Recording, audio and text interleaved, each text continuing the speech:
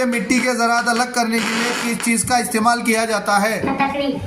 दालों में सबसे ज़्यादा कौन सी जुज़ो होता है? प्रोटीन। विटामिन डी किस ज़राए से आसानी से हासिल किया जाता है?